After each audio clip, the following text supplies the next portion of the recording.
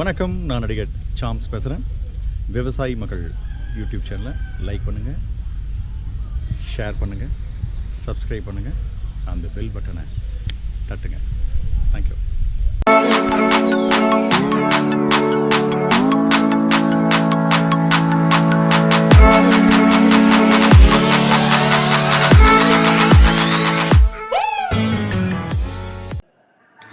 Hi friends, எல்லாருக்கும் வணக்கம். நான் தான் உங்கள் அனிதா ஜெகன்குமார், விவசாயி மகள் சேனல்லேருந்து. இன்றைக்கி நம்ம சேனலில் ரொம்பவே ஒரு இன்ட்ரெஸ்டிங்கான விலாக் தான் பார்க்க போகிறோம்.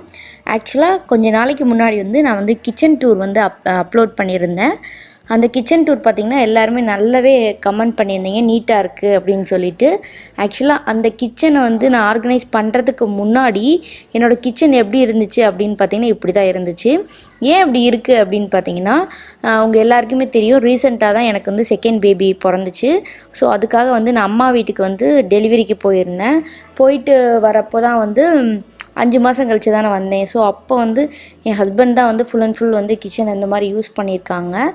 ஸோ அதனால் புதுசாக குடி வந்தால் எப்படி இருக்கும், எந்த திங்ஸ் எங்கே இருக்குது அப்படின்னு தெரியாது இல்லையா.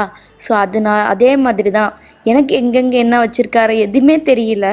ஸோ அந்த மாதிரி ஒரு வீடே பயங்கர எப்படி சொல்கிறது, கண்ட்ரோலே இல்லாத அளவுக்கு இறச்சி வச்சுருந்தாங்க. சரி, ஓகே, அதனால் நம்ம சரி வந்தாச்சு, பேக் டு ரொட்டீன் தானே. ஸோ அதனால் நம்மளுக்கு ஏற்ற மாதிரி நம்ம மாற்றிடலாம் அப்படின்னு சொல்லிட்டு தான் ஆர்கனைஸ் பண்ணலான்ற ஒரு ஐடியாவே எனக்கு வந்துச்சு. ஆக்சுவலாக பாப்பாவே வச்சுக்கிட்டு ஆர்கனைஸ் பண்ணுறது அப்படின்றது ரொம்ப பெரிய விஷயந்தான். இருந்தாலுமே நான் பண்ணுவேன். ஏன் பண்ணணும் அப்படின்னு பார்த்திங்கன்னா, எனக்கு கச்ச கச்ச கச்ச கச்சன்னு இருந்தாவே பார்த்திங்கன்னா டென்ஷன் ஆகும், ஒரு வேலையும் ஓடாது. ஈவன் ஒரு வெங்காயம் நறுக்கணும் அப்படின்னா கூட 1 மணி நேரம் எடுத்துக்குவேன். ஸோ இதே இது கொஞ்சம் நீட்டாக ஆர்கனைஸாக இருந்துச்சு அப்படின்னா எல்லாமே ஈஸியாக வேகமாக க்ளீன் ஆகிடும். எல்லா வேலையுமே கடகடன்னு ஓடும். ஸோ அதுக்காக தான் பார்த்திங்கன்னா தேவையில்லாத ஜாமான் எல்லாத்தையுமே எடுத்து மேலே போட்டாச்சு, பாக்ஸில் கட்டி மேலே தூக்கி போட்டுட்டேன். மைக்ரோ ஓவனை தூக்கி யூஸ் ஆகவே இல்லாதனால தூக்கி நான் ஷெல்ஃபுக்கு அடியில் வச்சுட்டேன். இந்த மாதிரி தேவையான திங்ஸ், யூஸ் பண்ணுற திங்ஸை மட்டும் நான் மேலே கையாக, அதாவது ஈஸியாக எடுக்கிற மாதிரி வச்சுட்டு மற்ற எல்லாத்தையுமே தூக்கி மேலே போட்டுட்டேன். ஏன் இப்போ திடீர்னு இந்த மாதிரி வேலையெல்லாம் நான் செய்கிறேன்னா அதுக்கு ஒரு ரீசன் இருக்குது. நான் கண்டிப்பாக பின்னாடி வர வீடியோஸில் நான் அதோட ரீசன் சொல்கிறேன். ஒரு நல்ல குட் நியூஸும் இருக்குது. நான் கண்டிப்பாக அதையும் உங்களுக்கு ஷேர் பண்ணுறேன். ஓகே, இப்போ என்ன பண்ணுறேன் அப்படின்னு பார்த்தீங்கன்னா, அந்த கட்லரி ஸ்டாண்டு, அதுக்கப்புறம் நைஃப் செட்டு, இது எல்லாமே தனித்தனியாக கிடந்தது. ஸோ அது எல்லாத்தையுமே நான் எடுத்து நீட்டாக வாஷ் பண்ணி அந்தந்த ரேக்கில் போட்டு வச்சுட்டேன்.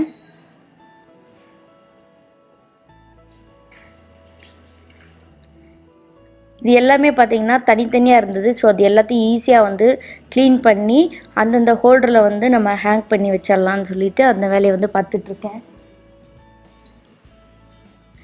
இது நைஃப் வைக்கிற பேஸ்கெட். ஸோ அது எல்லாத்தையுமே நைஃப் எல்லாமே கழுவி அந்தந்த பேஸ்கெட்டில் எடுத்து வச்சிடலாம். அப்போ தான் நம்மளுக்கு ஈஸியாக எடுத்து எதுவுமே யூஸ் பண்ணுறதுக்காக ஈஸியாக இருக்கும் அப்படின்றதுனால அந்த வேலையெல்லாம் பார்த்தேன். ஸோ இந்த மாதிரி நம்மளுக்கு பிடிச்ச விஷயங்கள்லாம் இந்த மாதிரி சின்ன சின்ன ஆர்கனைசேஷன் பண்ணி வச்சிட்டோம் அப்படின்னா அதை ஈஸியாக எடுத்து நம்ம யூஸ் பண்ணுறதுக்கு நல்லாயிருக்கும், பார்க்கவும் கொஞ்சம் நல்லா லுக்காக இருக்கும் இல்லையா. ஸோ அதுக்காக தான் இதெல்லாம் நீங்கள் ஆல்ரெடி என்னோடய பழைய வீடியோ கிச்சன் டூர் இதிலெல்லாம் பார்த்துருந்தீங்கன்னா தெரியும் நம்ம கிச்சன் எப்படி இருக்குன்னு. இது வீடியோஸ்க்காக மட்டும் இல்லை, நார்மலாகவே இந்த மாதிரி இருந்தால் தான் வீட்டுக்கு நல்லாயிருக்கும். ஸோ அதனால் சில திங்ஸ்லாம் கிச்சனுக்காகவே நம்ம ரொம்ப ரொம்ப பர்ச்சேஸ் பண்ணி அழகழகாக தேடிலாம் வாங்கியிருப்போம் இல்லையா. அதில் எனக்கு ரொம்ப பிடிச்ச 2 பொருள் என்னென்னா, என்னோடய உப்பு ஜாடியும் என்னோடய புளி ஜாடியும். அதையும் பார்த்திங்கன்னா அந்த மாதிரி உப்பு எல்லாமே கொட்டி வச்சுட்டு அது எல்லாத்தையுமே நீட்டாக கழுவி கவுத்தி வச்சுருக்கேன். அப்புறமா இதெல்லாம் பார்த்திங்கன்னா எண்ணெய் கேனு, இது எல்லாத்தையுமே தனித்தனியாக எடுத்து ஒரு பேஸ்கெட்டில் வச்சுருக்கேன். அந்த பேஸ்கெட் ஃபுல்லாமே எண்ணெயாக இருக்குது. இது பார்த்திங்கன்னா அந்த கவுண்டர் டாப்போட கார்னர் ஃபுல்லாக ரொம்ப எண்ணெய் பிசுக்காக இருந்துச்சு. ஸோ அது எல்லாத்தையும் சோப் ஆயில் போட்டு நீட்டாக வாஷ் பண்ணி வச்சுருக்கேன். இது நம்மளால் டெய்லியும் பண்ண முடிஞ்சு க்ளீன் பண்ணி அப்பப்போ சமைச்சு க்ளீன் பண்ணோன்னா இது ரொம்ப ஹெவி ஒர்க்காக இருக்காது. நம்ம விட்டுட்டோம் அப்படின்னா அது ரொம்பவே ரொம்ப பெரிய ஒரு கரையாக ஆயிடுது. ஸோ அதனால் இன்றைக்கி நான் ரொம்பவே டீப் க்ளீனாக பண்ண வேண்டியதாக போயிடுச்சு எல்லாத்தையும். ஓரளவுக்கு பார்த்திங்கன்னா நான் வேலையை முடிச்சிட்டேன். ஆக்சுவலாக இந்த வேலையெல்லாம் நான் ஒரே நாளில் பண்ண முடியல என்னால். ஸோ அதனால் கொஞ்சம் டைம் எடுத்துக்கிட்டேன். ஒரு 2 டேஸ் நான் எடுத்துக்கிட்டேன். ஏன்னா பாப்பா இருக்கிறனால நான் எல்லாத்தையுமே கொஞ்சம் டைம் ஒதுக்கி ஒதுக்கி தான் பண்ண வேண்டியதாக இருந்துச்சு. இது என்ன பார்த்தீங்கன்னா அந்த ஷெல்ஃபுக்கு விரிப்போம்ல லைனர், அது வந்து கொஞ்சம் வீட்டில் வந்து ஷெல்ஃபுக்கு விரிச்சதுக்கப்புறமா கொஞ்சம் மிச்சம் இருந்தது. ஸோ அதை வந்து சரி ஏன் வேஸ்ட் பண்ணணுமே, இந்த மாதிரி ஆயில் கேன் வைக்கிற இடத்துல அதை கட் பண்ணி போட்டுட்டோன்னா ஆயிலே விழுந்தால் கூட ஈஸியாக நம்ம தொடச்சி க்ளீன் பண்ணுறதுக்கு நல்லா இருக்கும்ல. ஸோ அதனால் வந்து அதை கட் பண்ணி அந்த மாதிரி வச்சேன். மிச்சம் இருக்குல்ல அந்த ஷீட்டவே கட் பண்ண மிச்சத்தை வந்து இந்த மாதிரி உப்பு ஜாடியில் அடியில் வச்சுட்டேன். ஏன்னா அடியில் இருக்க உப்புலாம் பார்த்திங்கன்னா கொஞ்சம் ஈரமாகவே இருக்கும். ஸோ அதனால் சரி இது ஓகே, இந்த மாதிரி வைக்கும்போது கொஞ்சம் நல்லா நீட்டாக இருக்கும்னு சொல்லிட்டு வேஸ்ட் பண்ணுறது கீழே தூக்கி போடுறது இந்த மாதிரி யூஸ் பண்ணிக்கலாமேன்னு சொல்லிட்டு உப்பு ஜாடிக்கு அடியில் வச்சு இந்த மாதிரி கல் உப்பு இதெல்லாம் வந்து கொட்டி வச்சுட்டேன். ஸோ இந்த மாதிரி நம்ம வீட்டில் வந்து வேஸ்ட்டாக இருக்கிற பொருள்களை வச்சுமே வந்து நம்ம ஈஸியாக எல்லா வேலையுமே கிச்சன்லேயும் வந்து நம்ம ஆர்கனைஸ் பண்ணலாம். பேஸ்கெட்லாம் பார்த்திங்கன்னா ஏன் வந்து ஆயில் கேன் வைக்கிறோம் அப்படின்னா அது ஒரே இடத்துல இருக்கும்போது வேறு இடத்துல வைக்க வேண்டிய அவசியம் இருக்காது. ஸோ ஈஸியாக நம்ம வீட்டில் எந்தெந்த பொருள் எந்தெந்த இடத்துல இருக்குது அப்படின்றத நம்ம வந்து ஈஸியாக வந்து ஐடென்டிஃபை பண்ணலாம். ஸோ அதுக்காக நம்ம மட்டும் இல்லை, நம்ம ஒரு வேளை என் மாமியார் வந்து யூஸ் பண்ணாலும் அவங்களுக்கும் ஈஸியாக இருக்கும், இல்லை எங்கள் அம்மா வந்தாலும் அவங்களுக்கும் ஈஸியாக இருக்கும். ஸோ அதனால் வந்து அந்தந்த பொருள் அந்தந்த இடத்துல இருந்தால் தான் அதுக்கு மதிப்பே. ஸோ இந்த மாதிரி நிறைய உப்பு எல்லாமே கொட்டி வச்சாச்சு. அதுக்கப்புறம் பார்த்திங்கன்னா புளியும் பார்த்திங்கன்னா கவரோடு தான் தூக்கி நான் உள்ளே வச்சுட்டேன். ஏன்னா அது வந்து சீக்கிரமாக வந்து புழு பிடிச்சிரும்னு சொல்லுவாங்க இல்லையா. இப்போ நீங்கள் வந்து ஒரு எலுமிச்சை அளவு சைஸ் வந்து இங்கே புளி வெளியே எடுத்துட்டிங்கன்னா அதை நீங்கள் யூஸ் பண்ணிடணும், இல்லையா அது தனியாகவே வெளியே வச்சிடணும். மறுபடியும் எடுத்துட்டு மறுபடியும் அதை உள்ளே சேர்க்கும் போது கண்டிப்பாக அது புழு வைக்குன்னு சொல்லுவாங்க. ஸோ அதனால் நீங்கள் வந்து எடுக்கும் போதே உங்களுக்கு தேவையான அளவு கரெக்டாக எடுத்துருங்க, மறுபடியும் எடுத்த புளியை உள்ளே போடாதீங்க.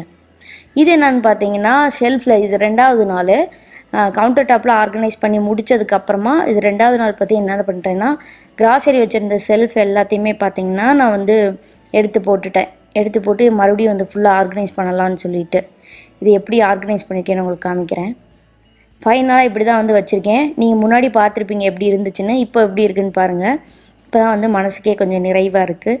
ஸோ எதையுமே வந்து ஒரு அழகோடு பார்த்தா தான் அதில் கொஞ்சம் சந்தோஷமாக இருக்கும் இல்லையா. ஸோ அதனால் இந்த வீடியோ எதுக்கு அப்லோட் பண்ணுறேன்னா நிறைய பேருக்கு வந்து ஒரு எப்படி சொல்கிற மோட்டிவேஷனாக இருக்கும் கண்டிப்பாக. அதுக்காக தான் நிறைய பேர் இப்படி தான் கேட்குறீங்க, ஒரு ஆர்கனைஸ் பண்ணுற மாதிரி வீடியோ போடுங்க, ஹோம் டூர் போடுங்க, கிச்சன் டூர் போடுங்கன்னு சொல்லி. அதனால தான் சரி ஓகே பண்ணலான்னு. ஆக்சுவலாக இந்த மாதிரி வீடியோ எடுத்து பண்ணும்போது எங்களுக்கும் கொஞ்சம் மோட்டிவேஷனாக இருக்கும். சரி நம்ம ஒரு வீடியோ பண்ணுறோம், அவங்களுக்கு ஒரு நல்ல ஒரு எடுத்துக்காட்டாக இருக்கலான்னு.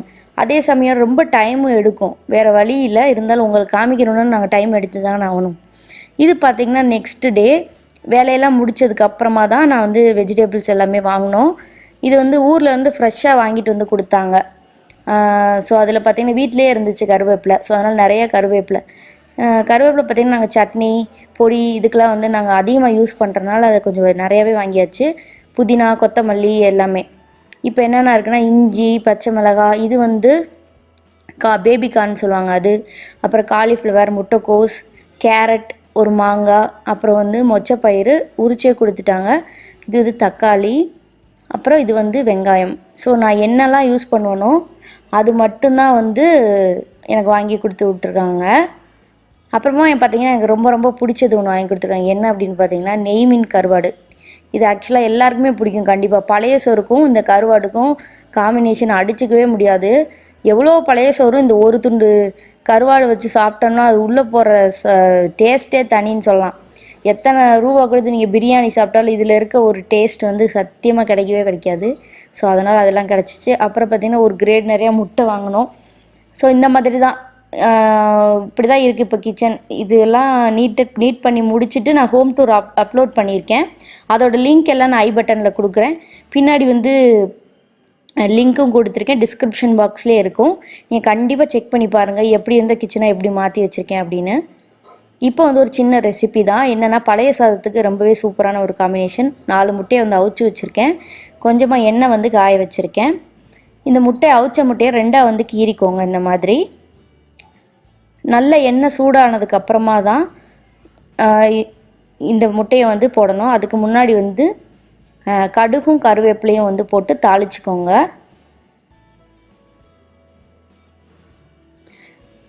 நல்லா பொரிஞ்சதுக்கப்புறமா உங்கள் காரத்துக்கு ஏற்ப நீங்கள் வந்து சிக்கன் 65 மசாலா வந்து ஆட் பண்ணிக்கோங்க. ஆக்சுவலாக இன்றைக்கி நான் வந்து பழைய சாதம் தான் வந்து தாளித்து வச்சுருக்கேன். ஏன்னா நிறையாவே இருந்துச்சு, வெயில் காலம் தானே. ஸோ அதனால் ஒன்றும் பிரச்சனை இல்லைன்னு சொல்லிவிட்டு பழைய சாதம் தான். அதுக்கு வந்து காம்பினேஷனாக இருந்தால் கொஞ்சம் காரமாக இருந்தால் தான் நல்லாயிருக்கும். அதனால் கொஞ்சம் நான் எக்ஸ்ட்ராவே வந்து மசாலா வந்து ஆட் பண்ணியிருக்கேன்.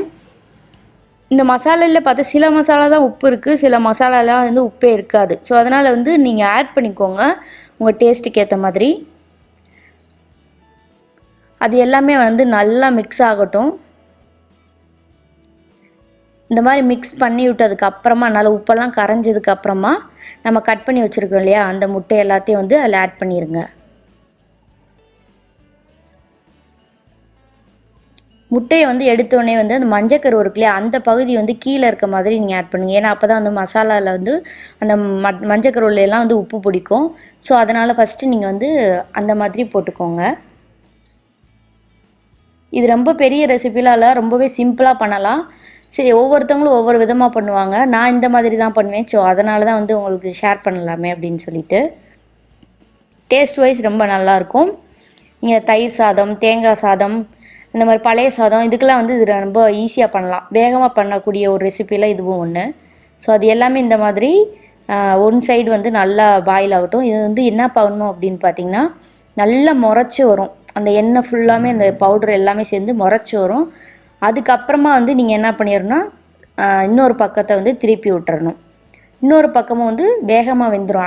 ஆக்சுவலாக இது வேக வச்ச முட்டைனால அவ்வளோ தூரம் வந்து வேகணும்னு அர்த்தம் இல்லை. இருந்தாலும் அந்த மசாலா எல்லாமே ஒரு பாண்டிங் ஆகணும் இல்லையா. இங்கே பாருங்கள் எப்படி நுரைச்சிருக்குன்னு. ஸோ இதுதான் வந்து கரெக்டான ஒரு ஸ்டேஜ். இப்போ வந்து நீங்கள் திருப்பி விட்டுறலாம் அந்த முட்டையை. அப்புறம் வந்து திருப்பி விட்டுட்டேன். ஸோ அவ்வளோதான். இந்த மாதிரி நீங்கள் செஞ்சு சாப்பிட்டிங்கன்னா ரொம்ப டேஸ்ட்டாக இருக்கும். குழந்தைகளுக்குமே, இந்த முட்டை சாப்பிடாத குழந்தைகளுக்குமே காரம் இன்னும் கொஞ்சம் கம்மி பண்ணி வெறும் சீரகத்தூளும் மஞ்சத்தூளும் போட்டும் கூட நீங்கள் இந்த மாதிரி பண்ணி கொடுத்தீங்கன்னா அவங்க விரும்பி சாப்பிடுவாங்க. நம்மளுமே பெரியவங்களுமே அந்த மாதிரி சாப்பிடலாம். வெறும் அவிச்ச முட்டை சாப்பிடாத குழந்தைங்களுக்கு இந்த மாதிரி நீங்கள் செஞ்சு கொடுத்தா கொஞ்சம் ஹெல்த்தியும் கூட.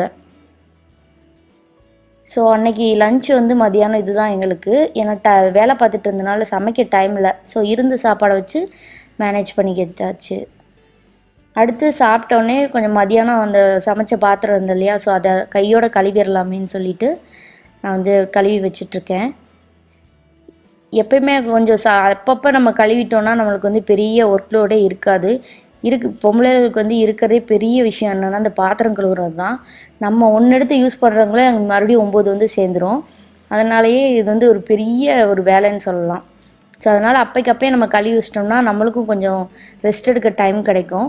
இது என்ன அப்படின்னா, நம்ம மிக்சியோட ஜாரில் வந்து ஒரு ஏர் டைட் பண்ணுறதுக்காக ரப்பர் ரிங் கொடுத்துருப்பாங்க இல்லையா, ஸோ அதை கலட்டி நீங்கள் கழுவுனீங்கன்னா தான் ஸ்மெல் அடிக்காமல் இருக்கும். ஏன்னா அதுக்குள்ளே வந்து நம்ம தக்காளி, தேங்காய் அதெல்லாம் அரைக்கும் போது அதில் போய் நின்றுக்கிறோம். ஸோ அந்த மாதிரி கழட்டி நீங்கள் கழுவி வைக்கும்போது ரொம்பவே நீட்டாக இருக்கும். அதே மாதிரி எனக்கு ஒரு ஆன்ட்டி சொன்னாங்க. என்ன சொன்னாங்கன்னா, மிக்சி ஜாரை வந்து உள்ளே போட்டு வந்து நம்ம ஊற வச்சிடக்கூடாது விளக்கும் போது. இப்போ நீங்கள் தேங்காவே அரைச்சிங்கன்னா கூட அந்த தேங்காய் வேறு பவுலில் மாற்றிட்டு உடனே அதை வந்து ஒரு வாஷ் பண்ணி நீங்கள் எடுத்து வச்சிடணும். இந்த மாதிரி பாத்திரம் விளக்குறோம் இல்லையா, அதுக்குள்ளே வந்து சிங்குக்குள்ளே போட்டு வச்சிடாதீங்க. அப்படி இருந்தால் வேகமாக ஜார் வந்து போயிடும். அந்த மாதிரி கொஞ்சம் சொன்னாங்க. சரி, ஓகே, அதையும் உங்கள்கிட்ட ஷேர் பண்ணலாமேன்னு சொல்லி தான். ஸோ அந்த மாதிரி நீங்களும் பண்ணாதீங்க. உடனே வந்து ஜாரை வந்து நீங்கள் அரைச்சிங்கன்னா, சும்மா நீங்கள் சோப் போட்டு கழுவினாலும் பரவாயில்ல, சும்மா வாஷ் பண்ணி வச்சுட்டு அதுக்கப்புறமா நீங்கள் பாத்திரம் விளக்கும் போது கூட நீங்கள் வந்து சோப் போட்டு கழுவி வச்சுக்கோங்க. ஸோ அன்றைக்கி மதியானம் வந்து இப்படி தான் எல்லாத்தையுமே கழுவி வச்சாச்சு. வேலை எல்லாமே எனக்கு முடிஞ்சிருச்சு.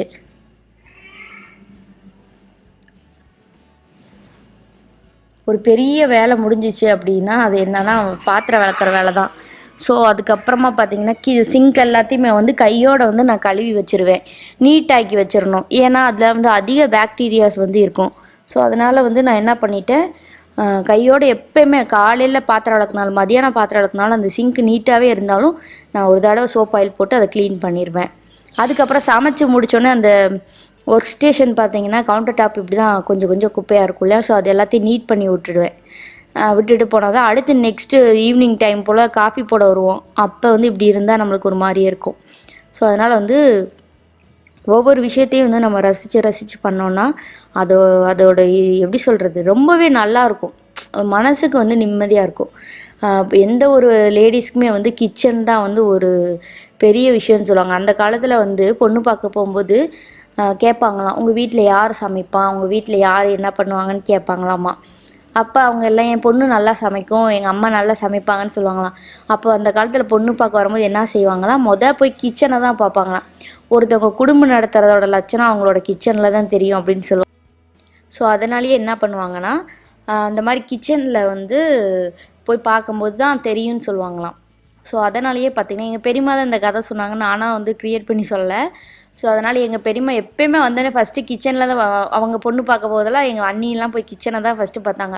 அவங்க எப்படி இருக்காங்க அவங்கள பார்த்து தான் அவங்க பொண்ணும் இருக்கும் அப்படின்னு சொல்லுவாங்க இல்லையா. ஸோ அதனால தான் ஒரு சின்ன விஷயம். ஸோ அதனால் பொண்ணுங்களுக்கு வந்து ரொம்ப முக்கியமானது வந்து அடுப்பாங்கிறது தான். ஸோ அதை வந்து நம்ம நீட்டாக வச்சுக்கிட்டோம்னாவே தெரிஞ்சுக்கிறோம் நம்மளோட லைஃப் ஸ்டைல் எப்படி இருக்குது அப்படின்றதையும். கண்டிப்பாக இது வீட்டில் வந்து ரொம்ப சின்சியாரிட்டியாக இருக்க எல்லா பெண்களுக்குமே இது வந்து சமர்ப்பணம். நெக்ஸ்ட்டு வந்து துணியெல்லாம் நிறையா அள்ளி போட்டு வச்சுருந்தேன். ஸோ அது எல்லாத்தையுமே வந்து நான் மடித்து வச்சுட்டேன். கரெக்டாக நானும் வேலையை முடிக்க பாப்பாவை வந்து எழுந்துட்டா. இதெல்லாம் அயன் பண்ணலான்னா சத்தியமாக இன்றைக்கி நடக்கிற வேலையா அதெல்லாம் அயன் பண்ணனா இன்றைக்கி நாள் ஃபுல்லாக நான் இந்த வாரம் ஃபுல்லாமே ஆகிடும். ஸோ அதனாலே வந்து நான் அயன் பண்ணவே இல்லை. வேணுன்றப்ப நம்ம எந்த ட்ரெஸ் வேணுமோ எடுத்து அயன் பண்ணிவிட்டு நம்ம போட்டுக்கலான்னு சொல்லிவிட்டு நான் விட்டுட்டேன். பார்த்தீங்கன்னா பாப்பா எழுந்திரிச்சிருச்சு.